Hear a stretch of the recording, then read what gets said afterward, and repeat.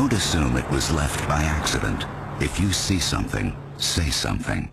Ida Williams, and we begin with that developing story. The death of a local jazz musician in Brooklyn. His body found stuffed inside a storage bin in a building on Chauncey Street in the Ocean Hill section.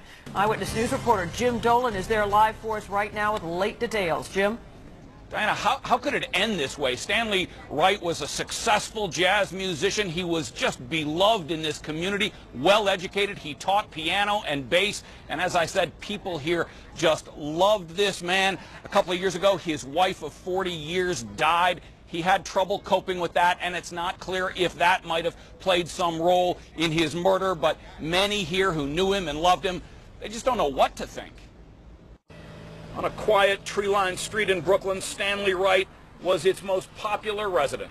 And it take him maybe a half hour to get to the store because he stopped and talked to everybody, But somehow Stanley Wright, a musician who was beloved by everyone on the block, came to a violent end. His body found stuffed into this trunk, shocking his family and friends. Whenever he had a problem, he would come see his sister. We would talk a lot. And when I had a problem, he could feel it. He would come see me. Were you aware of any problems in his life recently? After his wife passed, he went into a shell. He was a good man. He was a good neighbor. He was a quiet person. He cared about his neighbors. He always took a good interest in the children.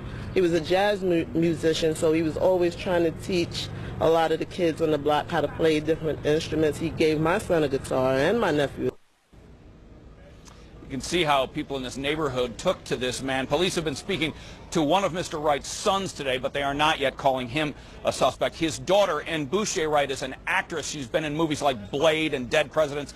She is on her way here now from Los Angeles. Reporting live from Brooklyn, Jim Dolan, Channel 7 Eyewitness News.